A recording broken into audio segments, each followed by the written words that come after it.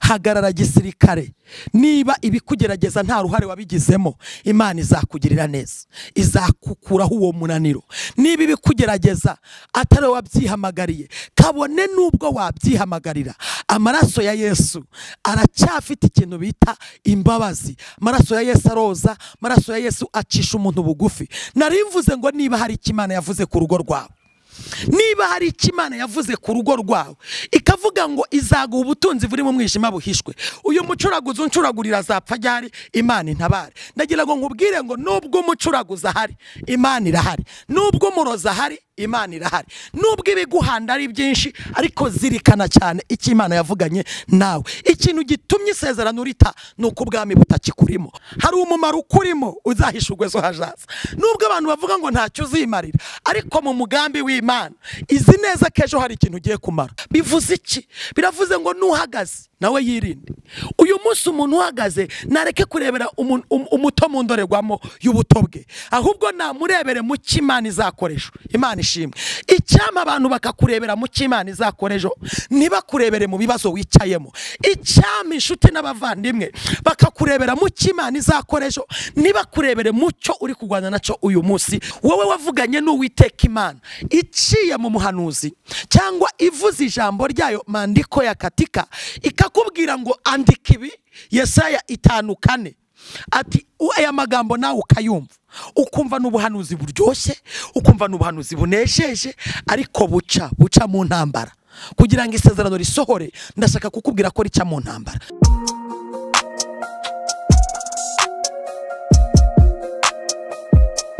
Impanuro TV, ishakiro ry'amakuru yizewe.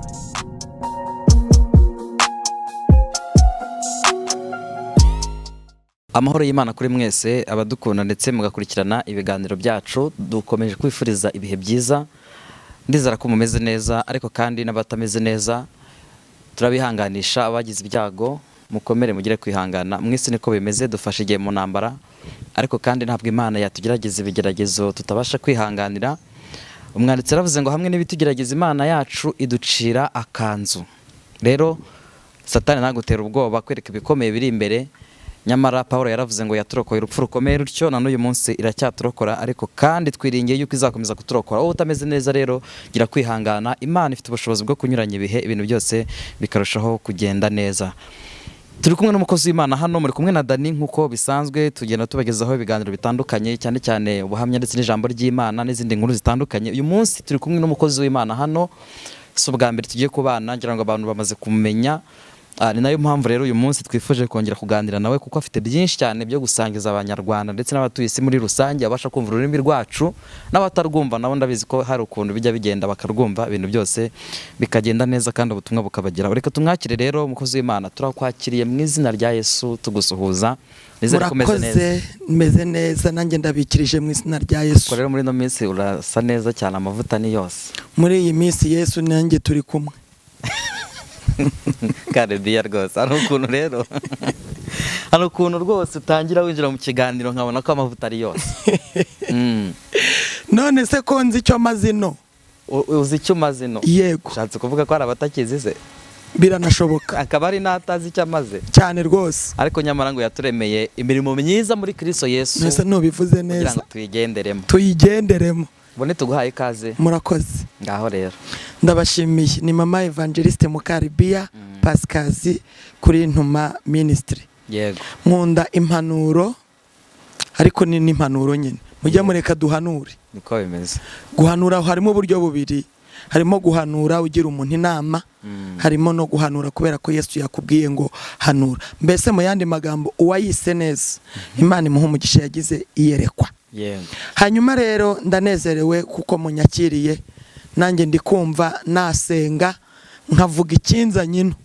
Niko bimeze. Umwanya n'uwawe rwose. Turagushimiye Mwami Yesu, ugira neza bugacya bukira. Ubwami bwawe nibuze mu isi yose. Hanyuma ugirire impuhwe isi yose, natwe zitugirire. Urukundo rwawe ni rwiza, urukundo rwawe rurimo imbabazi. Uri imbabazi, uri imbabazi. Urukundo rwawe ni impuhwe, uri impuhwe.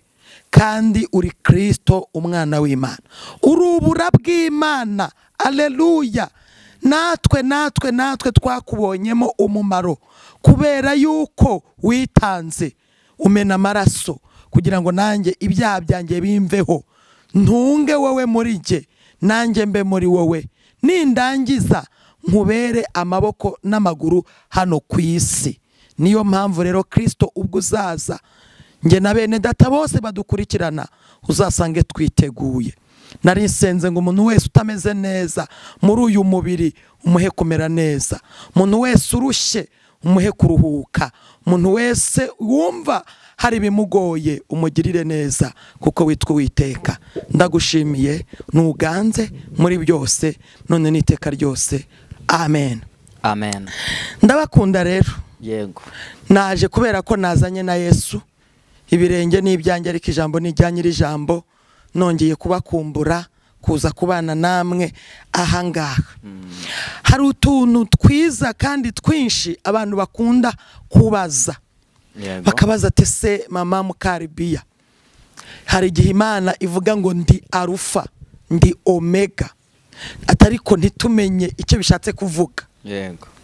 Ariko bamwe ndagira ngo mbabwire ngo Imana ni umwuka, itangira ryayo turibona mu bikorwa n'ibimenyetso n'ibitangaza, isorezwa ryayo tuzaribona umunsi tuzaba twahinduranwe bazima na Kristo, dutuye mu Mana, Imana itubereye. Nari ngiye kuvuga ngo Imana itubereye inzu reka se nkubivuga gutyo, kuko twese tuzinjira mu Mana, abaturutse iriya twese tuzahurira mu Mana. Imana tuzarebana gutya amaso ku maso. Niyo mpamvu nkumbura kuvuga neza Kristo ndino, kugira ngo nanjye ya ndirimbo ya Mose nzayumve, Imana izaririmbe nanjye mpari, ngo Imana izaturirimbira. Twumve ya ndirimbo ya Mose, ya ndirimbo ya Miriyamu, ya yindi yaririmbwe umunsi umwe tuzayumva. Imana ishimwe. Rero turashimira Kristo ko yaje, ariko nyamara Kristo yaraje. Mbega ubwami buryoshye. Reka mbabwire igituma ntinda kuri Kristo waje, nuko nawe yabanje guca mu nda y'umugore, kandi ubusanzwe mbere na mbere yari yicaye iburyo bw'Imana Data. Yego. Hanyuma rero Imana iravuga ati si ibyo gusa, genda nawe uvukire mu nda y'umugore kugira ngo ibyo uzanyuramo n'abanjye bazanyemera, nibabicamo ntibazagira ubwoba. None kubera iki tubinyuramo ntitwitabaza uwatubanjirije kandi abifitiye iki ubutware? Hari ijambo ry'Imana rero uyu munsi munyemerere mpanure, kandi kuko na Kristo yabinyemereye. Oye yuje mbanze ko utaje gutyo gusa. Reka dusome ijambo ry'Imana riri muri Yesaya. Ati none nagiye muri Yesaya. Ndi umuhanuzi nyene. Ari sawa. Ndi umuhanuzi. Umuvandimwe ataho ni sawa. Yego cyane rwose. Ubundi Yesu nawe yarahanuraga ino. Cyane. Yesu yasigiwe kuba umuhanuzi. Yasigiwe kuba umuhanuzi. Yego. No kuba umutambyi. Yego. Urumva rero ndetse no kuba umwami. Siko yabaye n'umugaragu ariko cyane atari sebuja. Reka mpanure ubuhanuzi buri muri Yesaya 4:5. Mujya muvuga ngo sinjya mpanura, ndahanura. Nuko ahubwo mpanura ntimumenye ko nahanuye, kubera ko mutakurikiranye ibyo ubuhanuzi bwavuze. Uyu munsi Imana igutumweho ngo iki? Ibi nibyo Uwiteka abwira Kuro, umurongo wa mbere. Uwo nimikishije amavuta ati niwe mfashe ukuboko kw'iburyo nkamuneshereza amahanga ari imbere ye, kandi nzakenyuruza. Imana iziye gukenyuruza. Imana inyuzi no gukenyuruza.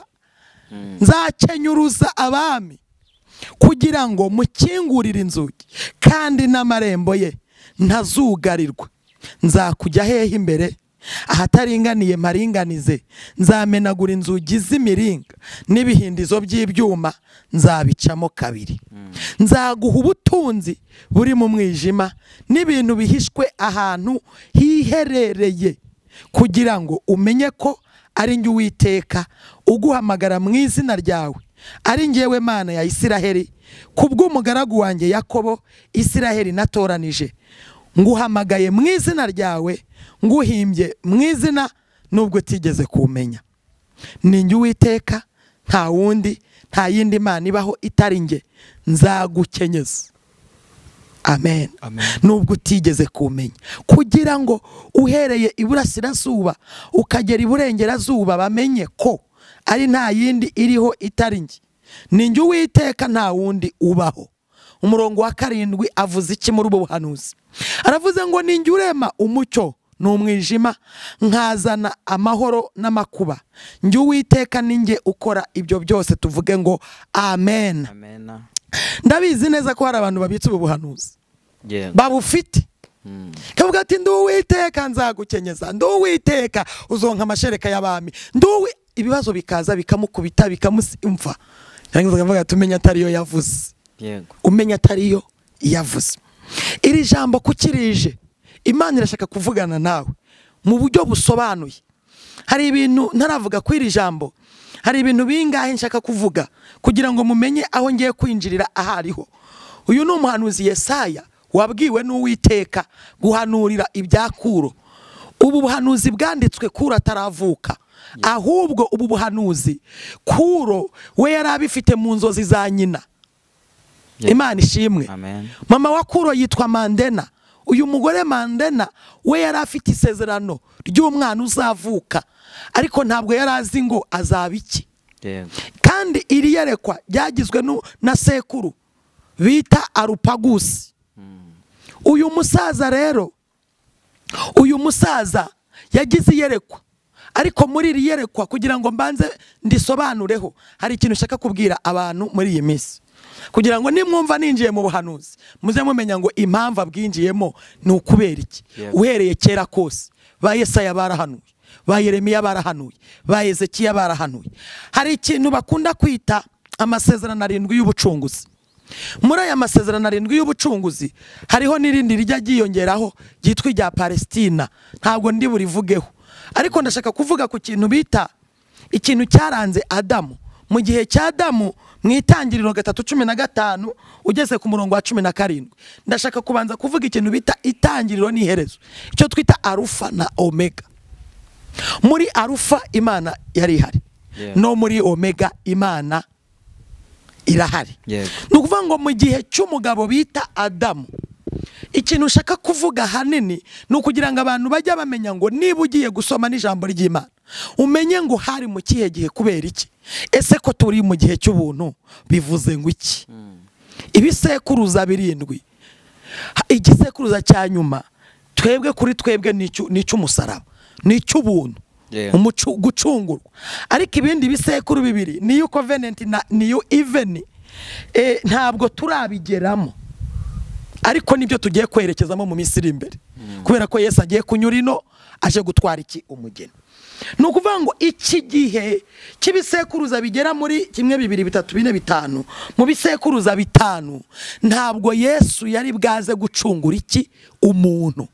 Icyakora yasaga nk'ugaragara mu bicucucucu, ombre ze zari zihari, kuko yaravugwaga akanahagunurwa, bakavuga ko hari umucunguzi uzaza, ariko ntabwo abantu bari bwamubone. Ariko igihe kiragera baramubona. Iki gihe rero icyo nakwita nkuko mu gihe cy'ubuntu muri new covenant tuvuga ngo umwuka wera. Iki gihe cyo mu gihe cya Adamu, umwuka icyo bita umwuka yari Adamu nyine, niwe wari uriho icyo gihe.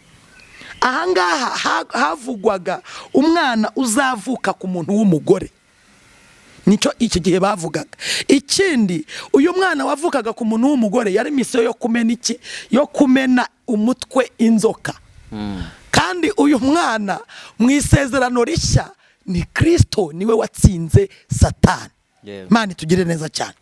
Rero iki gihe cyo gupfa rero yari amaraso, urupfu yari amaraso yaramenetse. Igihe cya Adamu Imana yaragendaga mu mafu ya nimunsi ikamusura. Iki giti cy'ubugingo rero cyari ikimenyetso, cyari ikimenyekanisha ikibi n'ikiza, nicyo bari babujijwe. Nk'uko uyu munsi tubuzwe icyaha, ntukibe, ntugasambane, ntukice, ntukagirene. Rero iyo usoma iki gice iyo ugisoma, ikintu uba ushaka kuvuga ni iki? Uba uri gushaka kugaragariza Kristo waje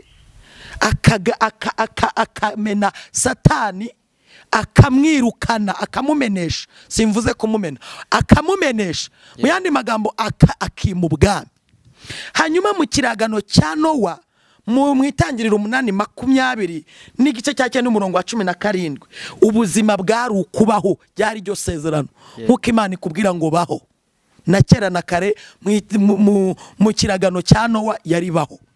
Hanyuma ikimenyetso cyari umukororombya, ariko twebwe ikimenyetso twabonye ni cy'amaraso, ni cyo gucungurwa, ikimenyetso cy'umusaraba. Hanyuma isezerano ryari ukwinjira mu nkuge mu gihe cyo kwa Nowa.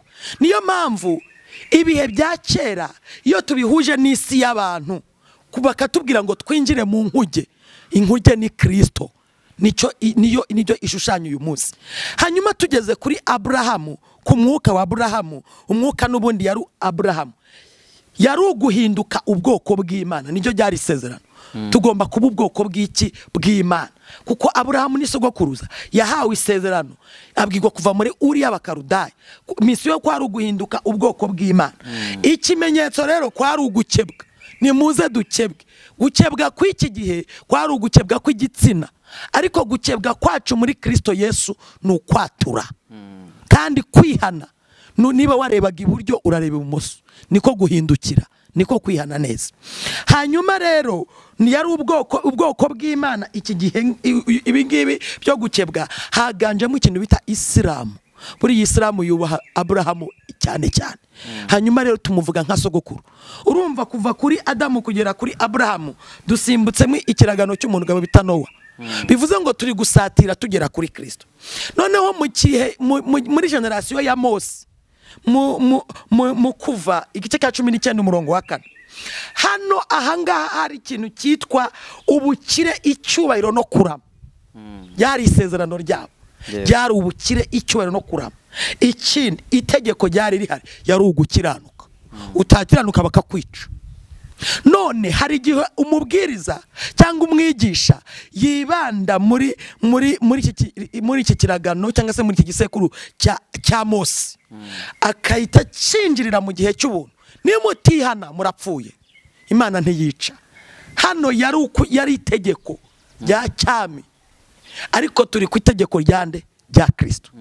Bivuze ngo Kristo amaze kuza gucungura umuntu, yahise aba Adamu w'uyu munsi, yahise aba Mose w'uyu munsi utwara ubwoko bw'Abisiraheli. Twebwe ni Kristo udutwaye uyu munsi. Imana ishimwe. Bivuze ngo rero hariya hari itegeko ryubahirizwaga.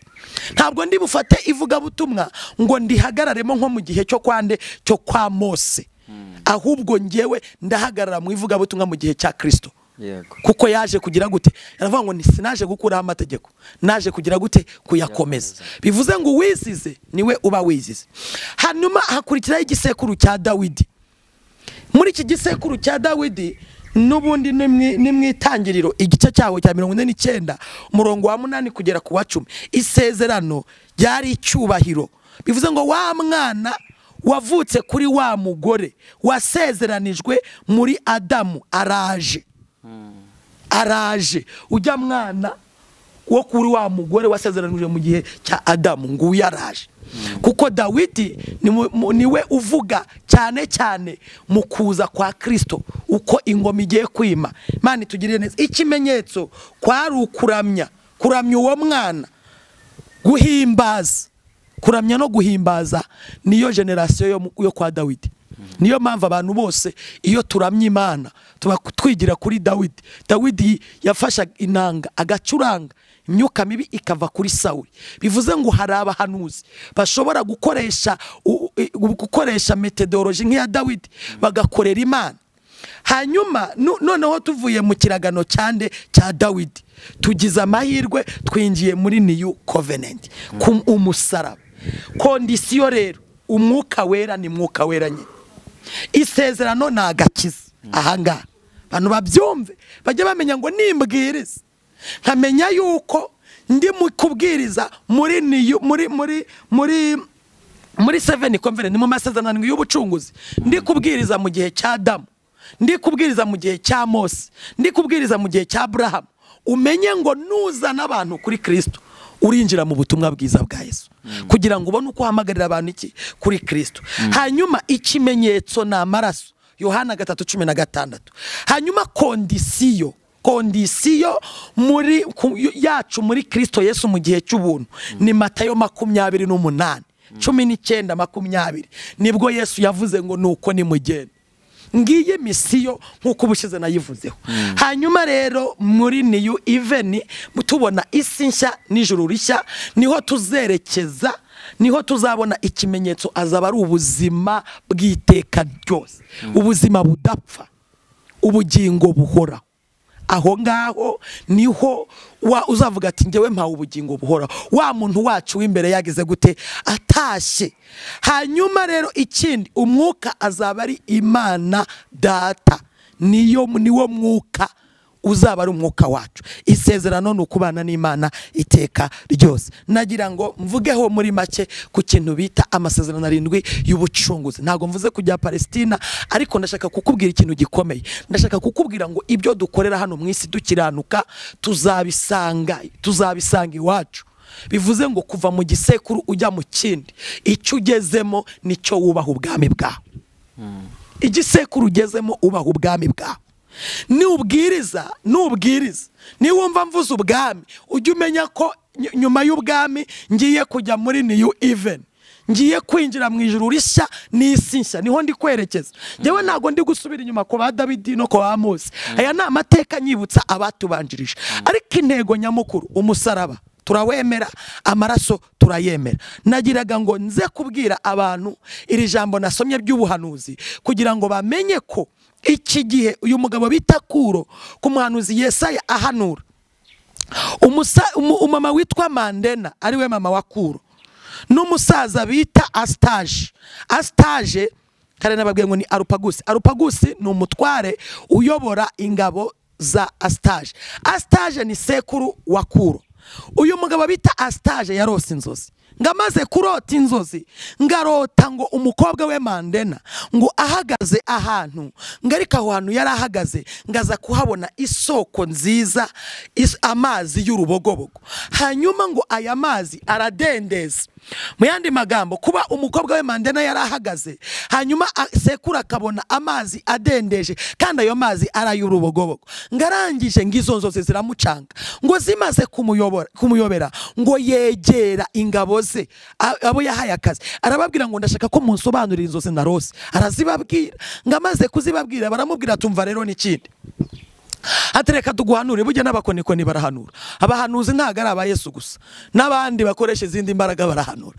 Abakonikoni baramuhanurira, ibwami baramubwira ati uyu mukobwa wawe Mandena uyu umwana azatwita, kuko yarose izo nzozi abona atwite. Uyu mwana azabyara azagira ubwami, azakunyaga ubwami, uyu mwana azayobora, kandi ibihugu byose bikwegereye byose azabihagararira. Sekuru Asabye amaze kumva igisobanuro cy'umwuzukuru ngo yigira inama mu mutima, ngamaze kwigira inama mu mutima ashaka buryo ki umukobwa we Mandena atazarongorwa ibwami. Ngo arangije arabirwanya, yateretwa akabirwanya, ngo ariko ngo aza kurongorwa n'igikomangoma cyo mu gihugu cy'Ubuperesi. Ngo amaze kugerayo aratwita, amaze kutwita sekuru amenya ko umukobwa we atwite. Ngo arangije aravuga ngo sanzozi narose ndabona zigiye kuzasohora. Ngarangije ngamutumaho, igihe cyo kubyara cyenda kugera amutumaho. Ngamaze kumutumaho ngaramubwira ngo mukobwa wanjye uzaze kubyarira iwacu, uzaze kubyarira mu rugo. Ndashaka kukubwira iki, wowe wavuganye n'Uwiteka Imana iciye mu muhanuzi, cyangwa ivuze ijambo ryayo mandiko ya katika ikakubwira ngo andika ibi Yesaya 5:4, ati aya magambo nawe ukayumva, ukumva n'ubuhanuzi buryoshye, ukumva n'ubuhanuzi bunesheje, ariko buca mu ntambara. Kugira ngo isezerano risohore, ndashaka kukubwira ko rica mu ntambara. Ndimo ndavugana n'umuntu uvuga ngo iby'Imana mwanya wo kugira ngo bisohore ari muri training.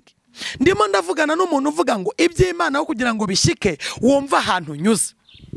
Uyu mugabo Asabye aramubwira ati ngwe nuzaze kubyara inino, aza kubyara. hanyuma ngo amaze kubyara kera ku ngoma ya cyami umwana wavukaga mu muryango umwami niwe wabanzaga kumwenda kumufata kumuterura sinzi uko bakoresha indimi za cyami reka nkoresha ikinyarwanda kubanza kumuterura kandi misiyo ya sekuru yari yo kugira ngo yice Kuro kugira ngo isezerano ritazagira gute ritazasohora nari mvuze ngo ikirero nari nguhanuriye nkubwira ngo intambara uhagazemo today ibibazo uri gucamo aka kanya ibigeragezo bikugose ntabwo ari ibyo gutuma upfa ni ibyo kugira ngo Imana izakugezaho ugomba kugira gute kugera kubw'isezerano yavuganye nawe hanyuma uyu Asabye afata wa mwana abwira umwe mu bagaragu be witwa Arupagusi aramubwira ngo fata uyu mwana ugende ujye kumwicira ahatagaragara umwana ageze mu biganza bya Arupagusi ngabona uwo mwana ni umwana mwiza abona uwo mwana arashimishije aravuga ati reka da ngiye gufata abashumba bajya kuragira inka z'icyami bari babamutwara bazamwicire iyo ariko amaraso agize gute atazambazwa ngarangije ngafata wa mwana muhereza umushumba ndagira ngo mbibutse ko umushumba yari afite umugore utwite arangije aravuga ngo mbere yuko njya kwica uyu mwana reka nyure mu rugo mbwira umugore ageze ngo mu rugo asanga umugore yabyaye abyara umwana upfuye amaze kubyara umwana upfuye umushumba amutangariza amakuru aturutse ibwami ko Kuro agomba kujya kwicwa umugore aramubwira ati zana duhambu wacu turere uyu nguyu Imana ishimwe ndagira ngo nkubwire ngo nibwo ijambo ryavuze ngo iki cyaravuze ngo nzatanga ingabo nyinshi zipfe ku bwawe uyu nguyu Kuro wibuke ko nusoma ku gice cyaho nusoma kuri iki gice cya 44 usomye nko ku murongo wa 28 hari ijambo rivuga ngo kandi avuga ibya Kuro ati n'umushumba wanjye azasohoza ibyo nshaka byose akavuga iby'i Yerusalemu ati hazubakwa kandi avuga iby'urusengero ati urufatiro rwawe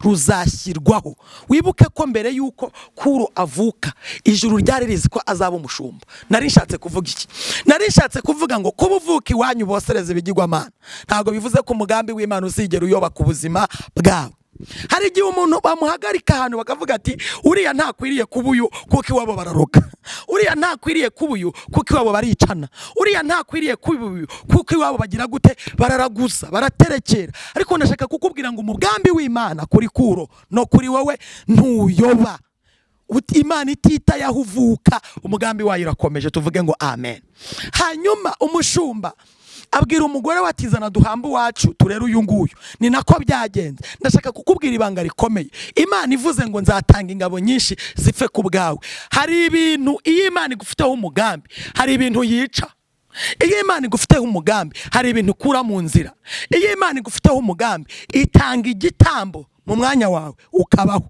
Kuro Imana yamutangiye igitambo cy'umwana w'umushumba kugira ngo isezerano ry'Imana ritazigera riva ku murongo haleluya rero nagiraga mvugane n'abantu bagifite ibyiringiro byo muri Kristo Yesu icyo yanditse yagize gute yaracyanditse ariko nicyo kigomba kukugerageza se simpanuye hanyuma rero Kuro baramurera ngo bamaze kumurera ageze mu myaka 12 ngo abana b'abajenerali ngo bagiraga ikibuga bakiniramo ngo hanyuma barangije bagenda bitoramo ubuyobozi ngo bamaze kwitoramo ubuyobozi ngo amajwi yose aza kuri Kuro umva igitangaza cy'Imana burya iyo Imana yakuvuzeho kuza izagera kuri ihera hasi igenda ikora utuntu bikabacanga igakora utundi bikabacanga mu yandi magambo icyo uzaba cyo gitangirira kuri 0 kikakugerageza cyangwa se kikagupima kugira ngo izina ry'Uwiteka rizahabwe icyubahiro uyu Kuro rero ngo baramutora bamaze kumutora ibwami mu bana b'abajenerali bamugira umuyobozi wibuke ko kugeza uyu munsi sekurazi ko Kuro yapfuye wibuke ko kugeza uyu munsi Arupagusi azi neza ko yatanze umwana mu maboko y'umushumba ngagire gute apfe ijambo ryatubwiye ngo iki byatubwiye ngo Kuro mwana wanjye nzakujya imbere ahataringaniye mparinganize ijambo niko ryavuze mu maboko y'umugabo bita Arupagusi Imana yarabiringanije. Nawe kuri wowe hari ibintu Imana yaringanije wari bujye muri gereza, hari ibyo yaringanije wari kuburara, hari ibyo yaringanije wari gupfira muri maternity, hari ibyo waringanije ugeze burembe, ageze mu biganza by'umugabo bita umushumba. Imana irabiringaniza, itanga umwana w'umushumba, Kuro araregwa. Igituma uriho si ukubera imbaraga zawe, nuko hari umugambi w'Imana Imana igufiteho. Igituma uhagaze abandi bapfa ugasigara, nuko Imana igutegerejemo umumaro ejo hazaza. Igituma uca mu bikomeye bagashaka isura yawe, rimwe bakavuga ati yaba yarapfuye tugirirwe neza. Hari abantu muri iyi minsi babona uri mu bigeragezo bakavuga ati uyu murozi undoga azapfa ryari, Imana intabare. Uyu mucuraguzi uncuragurira azapfa ryari, Imana intabare. Ndagira ngo nkubwire ngo nubwo umucuraguzi ahari, Imana irahari. Nubwo umurozi ahari, Imana irahari. Nubwo ibiguhanda ari byinshi, ariko zirikana cyane icyo Imana yavuganye nawe. Ikintu gitumye isezerano rita nuko ubwami butakikurimo, kuko ubwami bukurimo nibwo bwari kugomba kwakira isezerano. Kuro baramutora aba uhagarariye abana b'abajenerali. Amaze kubuhagarariye abana b'abajenerali ngo batora n'amategeko. Bamaze gutora amategeko, umwana umwe muri ba bana rero yica itegeko. Amaze kwica itegeko, Kuro aramuhana. Kuro amaze kumuhana, itegeko risubira ibwami. Ati hano hari umwana atukoze ikosa. Wibuke ko ibwami ni kwa sekuru. N'ubundi Kuro asubijwe mu biganza byo kwa sekuru, kandi sekuru azi ko Kuro yapfuye, kandi Kuro aragarutse. Ndashaka kukubwira iki? Ndashaka kukubwira ko hari igihe bazabita ngo ni loops. Iyi loops ni igihe cy'ubuzima bw'umuntu yizengurukaho akongera akagaruka ahantu, kandi azi neza ko yari yaraharenze. Imana itugirira neza cyane. Imana ikurinde kwizengurukaho k'ubuzima bitakwinjiza mu isezerano, ahubwo Imana ikuzengurukeyo ubwayo, ikwinjize mu mugambi wayo, ikwinjize muri gahunda zayo. Imana ishimwe ngo uyu mwana asubira mu biganza bya sekuru. Nabwo itegeko ry'ibwami kwari ugupfa. Ndagira ngo nkubwire ngo nubwo isi ibona ko wowe ugomba gupfa, ariko mu ijuru barazi neza ko hari ikintu kiri muri wowe kitaratoboka, ngo izina ry'Uwiteka rigire gute, rihabwa icyubahiro. Hanyuma rero baravuga ngo uyu mwana ni uwande. Umushumba araza n'umugore we, baravuga ati uyu mwana ni uwacu. None uyu mwana ko yarwanye agomba gupfa. Ise reka mwitese. Umushumba asaba imbabazi biranga. Hari igihe ujya ugera mu bikomeye ugasaba imbabazi. Hari igihe ujya ugera umuntu ajya guteza ikibazo ukamubwira ngo mbabarira bikanga. Ukabwira umuntu uti wambabariye ko ikosa ngemera bikanga. Ariko ndashaka kukubwira ngo Yesu Kristo ni we ufite umwanzuro, ni nawe wenyine ufite ijambo rya nyuma ku buzima bwawe. Imbabazi zisabe, numara kuzisaba utuze. Ca bugufi, numara guca bugufi uhanga amaso Yesu. Nubwo uwo muntu atakubabarira, ariko hari ikijuru ryandika. Imana itugirire neza cyane. Asaba imbabazi banga kubabarira Kuro, ngo Kuro atera urutoki. Aravuga ati ngewe mpagarariye aba bana b'abajenerali n'ikimenyimenyi. Aba bana bose ni nge batoye ngo mbahagararire. Turangije dushyiraho aya mategeko atuyobora. Hanyuma uyu mwana itegeko yishe niryo ryamuhanye, ntabwo ari ngewe Kuro. Umwami arikanga. Reka nkubwire, uzi ko umuririmbyi yaravuze ngo ndetse n'umwana muto uzi gusenga Imana ngo ntabwo azagira ubwoba, ngo azafashwa no gusenga. Narinje kukubwira ngo ubuto bwawe bugaragara mu mubiri, ariko mu buryo bw'umwuka hari ubwenge bw'Imana butuye muri wowe. Nubwo abantu babona ntaho wagera, ariko hari aho Imana iguhagaritse izi ko ugeze. Nubwo abantu babona ko ntacyo uri cyo, ariko mu buryo bw'Imana hari umumaro ukurimo uzahishurwe zo hazaza. Nubwo abantu bavuga ngo ntacyo uzimarira, ariko mu mugambi w'Imana izi neza ko ejo hari ikintu ugiye kumara. Yesu anyuze ino, hari ikintu ugiye kumara. Nyuma yuko Yesu aciye, hari ikintu ugiye kugira gute, umumaro wawe ugiye kugaragara. Bivuze iki? Biravuze ngo nuhagaze nawe yirinde. Uyu munsi umuntu uhagaze nareke kurebera umuto mu ndorerwamo y'ubuto bwe, ahubwo namurebere mu cy'Imana izakoresha. Imana ishimwe. Icyama abantu bakakurebera mu cy'Imana izakoresha, ntibakurebere mu bibazo wicayemo. Icyama inshuti n'abavandimwe bakakurebera mu cy'Imana izakoresha, ntibakurebere mu cyo uri kurwana nacyo uyu munsi. Tuvuge ngo amen. hanyuma umwami aravuga ngo ndatsinzwe. Ni gute umwana muto andusha ubwenge?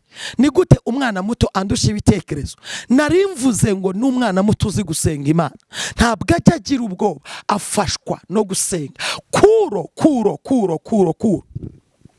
Kuro ntago ari imbaraga z'ukariza umwana w'umujenerali. Imbaraga ziri muri we ni Imana yavuze kera, iravuga ngo wowe nimikishije amavuta. Hari amavuta kuriho nubwo abantu batayabona ubu ariko ejo azagaragara. Hari amavuta kuriho nubwo batayasoroma ubu ariko ejo azagaragara. Uyu munsi urimo uvuga nk'ay'abana kuko uri umwana, ariko ejo uzavamwo uwo mumaro kuko hari ikintu Imana ikubitsemo. Tuvuge ngo amen. Narivuze ngo amahirwe ntarangirire kwa Arupagusi gusa, ahubwo amahirwe arakomeje no mu biganza by'umushumba. Imana ishimwe. Agezeyo umwami aravuga ati ndatsinzwe. Barangije barabaza ati uyu mwana ni uwande? Undi atera urutoki ati ni uwanjye. Ati uyu mwana namufashe umunsi Arupagusi amunzanira. Umwami ati gute? Atangira nyine gutekereza mu mutima. Bugiye Imana itangiye kugutsindishiriza, abantu bagenda bicuza mu mutima. Iyo Imana itangiye kugutsindishiriza, abanzi bawe bose batangira kwihanira mu mutima. Ngarangije wibuke kaho ngaho Mandela n'umugabo we bari bahari. Ngo uyu mwana umushumba aravuga ati uyu mwana namuhawe na Arupagusi. Arupagusi ati nange nanize ko uyu mwana yapfuye kuko umwami yari yambwiye ngo tumutange bamwice. Umwami ati uyu mwana ni umukobwa wanjye Mandela, subirana umwana wawe. Ndashaka kukubwira ngo uruzerero isi iri kukuzerezamo waratangiranye na Yesu neza, uzongera ugaruke mu murongo kubera ko umugambi w'Imana ntuyoba. Narimvuze ngo isi iri kukuzengurutsa.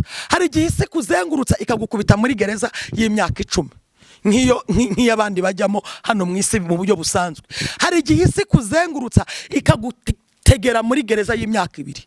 Abantu bakajya bavuga ati yabaye iki, byagenze gute, kuki atakivuga, kuki atagira gute, kandi ari gereza urimo. Nibyo ukoze bikanga, nibyo ugerageje bikanga, wagira ngo nigobotore bikanga. Ndashaka kukubwira ngo iyo gereza rero hari umunsi Imana igituruna page kavuga ngo nawe uri umwuzukuru wande wa Aburahamu. Baho nubwo ngusanze wigaragura mwivata ariko baho. Uyu mwana asubira mu biganza bya sekuru. Hanyuma papa wiwe na Mandela basubira mu gihugu cyaho cy'Ubuperesi. Ngo arangije yiga ishuri rya gisirikare. Reka nkubwire, uzi yuko iyo byoroshye gato ukomeza kwiga. Iyo byoroshye gato ukomeza kwiga kugira ngo umugambi w'Imana urangire. Narimvuze ngo aho ugeze ni training yo kugira ngo ibya mbere bisohore. Hanyuma ku mahirwe yandakurikiyeho hari ibindi ugomba kwiga kugira ngo uzagere the end, uzagere ku mwisho, uzagere ku musozo kandi ugifite ubuhamya bwiza. Imana ishimwe. Hari umuntu utangira muri iyi si umuntu wese Imana yavuzeho aca mu bintu nawe ubwiwe bikamu confusing. Aca mu bibazo reka nkubwire, hari ijambo Imana yavuze ngo ninyure mu muco n'umwijima ngo nkazana amahoro n'amakuba. Ayo makuba kuriho ugize amahirwe ukamenya ko ari Uwiteka, bagucira urubanza ugatuza. Ibyo byago bikubaho ugize amahirwe ukamenya ko biturutse ku Uwiteka, wahagarara wemye kuko nubundi ibyago ngo muri yavuze ngo ibyago n'amakuba by'umukiranutsi ngo bigira gute? Ni byinshi. Ariko Uwiteka mukiza muri byo.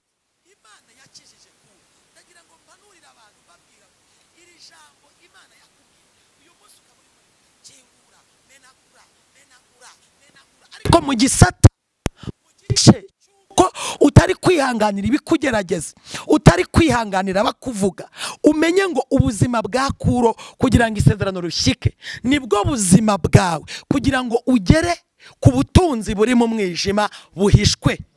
Uzabanza uhure n'ibishaka kukwica, uzabanza uhure n'abakugurisha, uzabanza uhure n'abakuroga, uzahura n'abavuga kuri mubi, umugabo wazakuvuga ko ntacyo umaze, umugore akubwira turimbwa.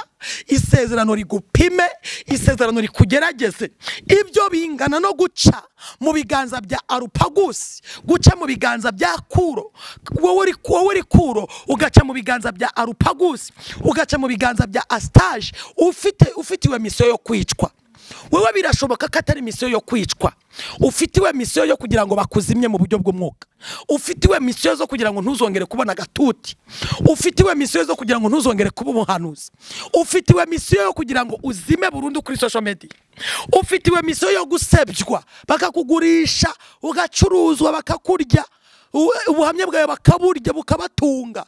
Ibyo byose ugomba kubinyuramo, ariko wibuke ikintu kimwe Imana yavuze. Niba yaravuze ngo uzagira ubutunzi buri mu mwijima buhishwe, uzabanza ugwanywe kucyo ugezweho, kucyo ugezeho uzabanza ugwanywe, kucyo wavuzwe uzagwanywa, kucyo Imana yanditse bazakurwanya. Ariko nukomeza kwibuka isezerano uzaca mu ijambo urihinguranye nk'uko inkota ihinguranye ijambo, buri wese akavuga ati nisanze meze gutya. Narishaka kukubwira iki? Narishatse kukubwira ngo ibyo uri gucamo byose ni umugambi w'Imana. Niba utari kwiba, nturoge, ntube umwisikoro, ntube, hagarara ku cy'Imana yavuze. Iby'Imana yavuze biza gake. Igituma bakana kabageze kure babonye biza nk'iby'akanyamasyo, baravuga ati twebwe reka twitegera indege turebe ko rukururana yihuta, turebe ko Range Rover niyo yihuta, turebe na za modoka nizo zihuta. Ibi bya Yesu azaza ndabona bigaburira umuntu agiye gupfa, ibi bya Yesu azaza ndabona byambika umuntu agiye gupfa, ibi bya Yesu azaza ndabona bituza umuntu i Kigali agiye gupfa. Reka twinyurire mu cyahafi. Wireba ku bantu banyuze mu cyahafi, reba ku ijambo rivuga ngo uwo nimikishije amavuta. Niba Imana yaravuze ngo ndagutoranije, hamwe wamamaza ubwami. Ejo Yesu agiye kunyura inaha, hari ibintu aje kubanza gukuraho atunganye, akuremera adresse ifite ubwami, akuremere kugenda mu modoka yuzuye mu bwami bw'Imana, akuremere kugira abana bafite ubwami bw'Imana, akuremere umugabo ufite indangagaciro y'ubwami, kuko hari ikizaba cyamukanguye. Ibyago n'amakuba bizamuca imbere, ibyago n'amakuba bizaca ku muturanyi we, nawe agira ikikango avuga ngo ni n'Uwiteka wabizanye kugira ngo menye, kugira ngo shishoze, kugira ngo mpumuke, kugira ngo menye kutarangara. Nari nshatse kukubwira iki?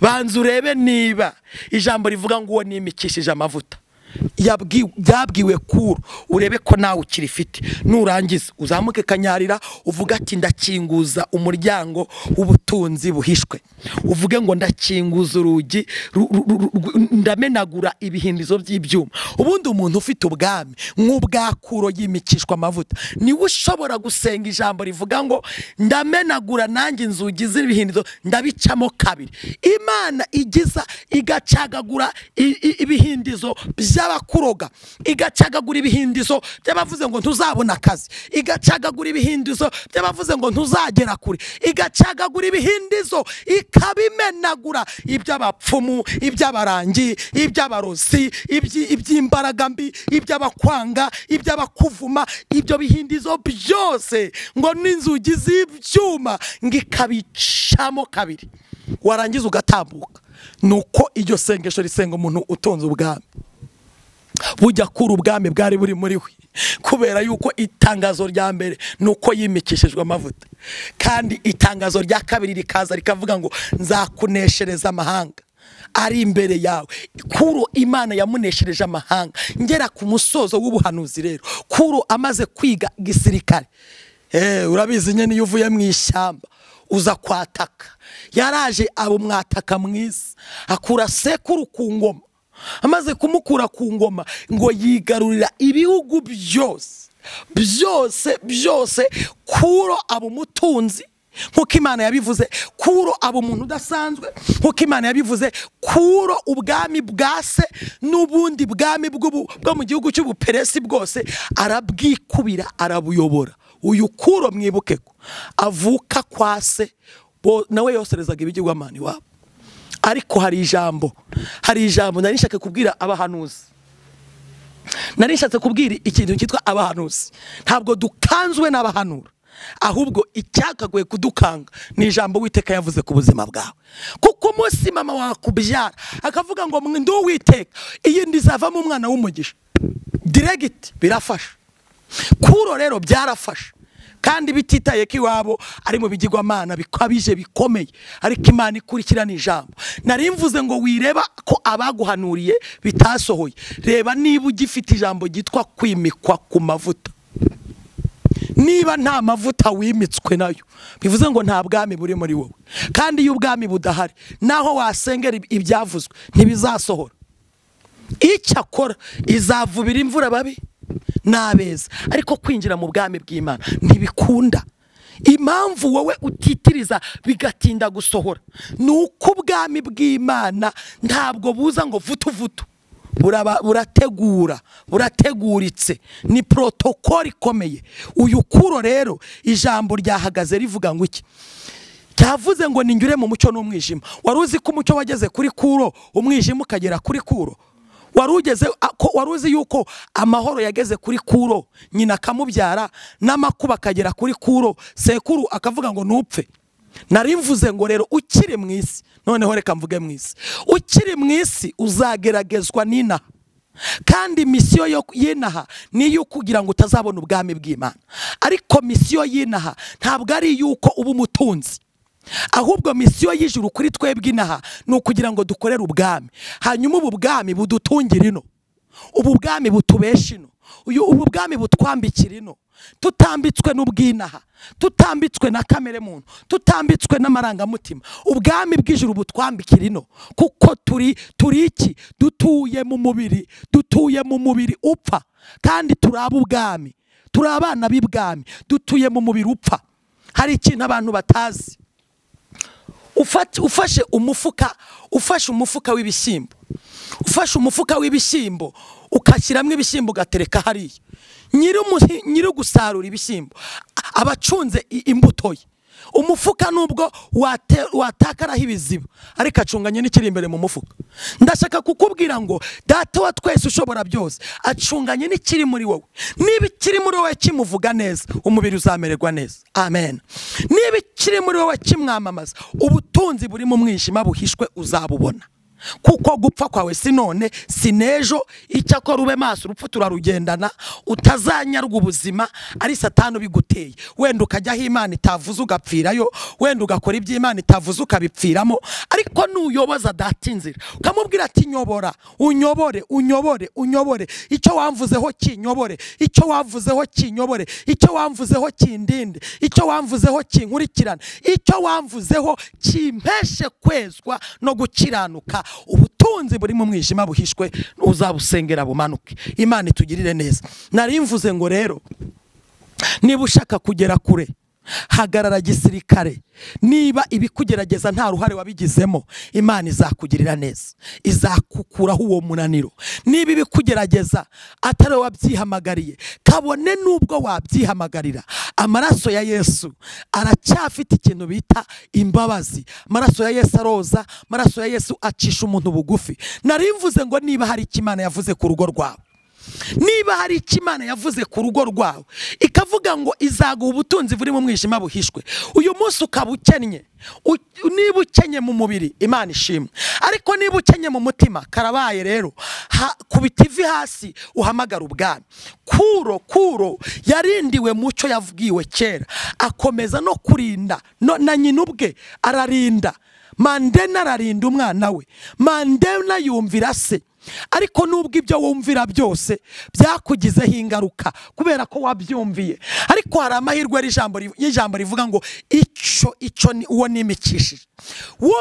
Wumviye sogokuru wawe nkuko Mandela yumviye sekuru, nawe hari abo wumviye kubwo gutinya icyubahiro cyabo, hari abo wumviye kubwo gutinya ubuzima. Ariko niba weguye agatwe, egura agatwe gatoya, egura agatwe gato Yesu avugane nawe, egura umusaya gato cyane Yesu avugane nawe. Hari ijambo ryavuzwe mbere yuko ugera muri icyo kibazo. Iryo jambo ongera wegura agatwe gato, ongera ubwire Yesu ati hajya bujya nta kintu wigeze umvugaho, ndi Kadeshi y'i Baruneya ntiwamvuzeho ko uzangabira Heburoni, ongera wegura agatwe gato. Hari amaboko ya Yesu aje kugufata kugira ngo akubyure, wongere usubirane ubuzima, wongere ukurikirane icyo Imana yagize gute yavuze. Hanyuma uhindura isengesho, senga ushima, kuko ijambo ryavuze ngo niyo ire mu mucyo n'umwijima. Senga ushima niba nta ruhare wabigizemo, ubwira Imana ati ndagushimiye kari wowe ukinga ntihagire ukingura. Ubwo nsomye mu Byahishuwe 3, kuko ari wowe ukinga ntihagire ukingura, wanakingura ntihagire ukinga. None rero Mana, ndagushimiye ko wemeye ko ibi bingeraho, ndagushimiye ko urugi warukinguye, ndagushimiye Imana nibona ko wasenze ushima ko ari yire mu mucyo n'umwijima, hari ikintu kiri direct iri buze gukora. Satani arahita ahunga avuga ati usinye mushoboye. Uyu nguyu yimikishijwe amavuta azi yuko no mu kibazo bashima. Uyu nguyu yimikishijwe amavuta azi ko no mu kigeragezo bashima. Uyu nguyu yimikishijwe amavuta azi ko no mu ntambara bashima. Ariko nuzana amakomba y'umubiri uratsindwa, isezerano ntirisohore. Imana ishimwe.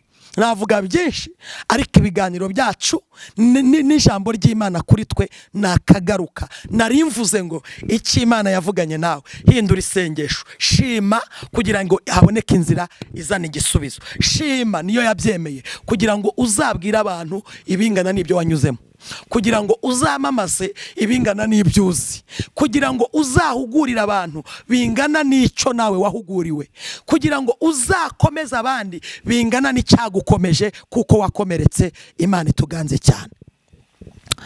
Turagukunda Yesu, Amen. Ugira neza ibihe byose. Nari mvuze ngo tanga amaboko ku bari bananiwe, nari mvuze ngo ongera utege ugutwi ku bantu babyuye umutwe, abari bagaraguye mu nzira y'isezerano bavuga ngo so wavuganye nabo. Ni wowe, ahubwo nuko batamenye ijambo rya mbere rivuga ngo uwo nimikishije amavuta nkamufata ukuboko. Ntabwo abantu bari kumenya akaboko kabafashe, barirekuje, mu yandi magambo barijishuye. Niyo mpamvu bagera mu bibazo bakibagirwa ko data yavuze, niyo mpamvu bageze mu ntambara bakibagirwa ko data yavuze. Kandi izi ntambara zirarindishwa kijya wavuze, tugapfukama tukavuga ngo dushingiye kucyo wavuze duhe gusohoka muri urugamba neza, dushingiye kucyo wavuze duhe gutambuka tudatsinzwe n'uburiganya bwa Satani, dushingiye kucyo wavuze turinde kubererekera Satani, ntiduhe Satani urwaho, ahubwo twegura umutwe gatoya, wongere ufate ingabo nto nini, ukunda urwanirire umwana wawe. Ndasenze kugira ngo buri wese kubwiri sezerano ry'ubuhanuzi yongere agarura umutima, akugirira icyizere, amenye ngo na Yosefu ryarinze risohora rikimugerageza kandi yahagaze arema kugeza igihe abaye umuntu ukomeye wo mu gihugu gikomeye, aba minisitiri w'intebe, akora ibintu bikomeye no mu muryango w'iwawe. Igituma dutreninga tugatreningika nuko ushaka kuzatugeza kure. Icyama ngo buri wese yumve impamba iri muri iri jambo, ahindukirire akugarukire, yongere yubaka ubwami yasenyuye kugira ngo isezerano ryongere rizuke. Kukujya uzura waratuzuye, nawe urazuka. Mu yandi magambo, turi amaboko, turi amaguru yawe hano ku isi. Nari mvuze ngo buri wese umurebe ijisho ryiza, kuko utaraza guca imanza, ukirindisha umuntu imbabazi n'amaraso no gucungura, mu izina rya Yesu, amina. Imana iguhe umugisha mukozi w'Imana, kandi Imana ikugirire neza. Ndatekereza ko nta bindi byinshi cyane twakongeraho, ariko gutanga telefone yawe byaba ingenzi cyane, kuko hari benshi bakenera gusengerwa ndetse no gusangizwa ku ijambo ry'Imana. Ni WhatsApp yanjye ni 078 779 9449, guteranya 250 78 779 9449. Yesu abaha umugisha. Imana ibaha umugisha cyane, kandi Imana ibagirire neza. Turabakunda cyane, kandi duhatubifuriza ibyiza byose biva ku Mana. Amen. Amen.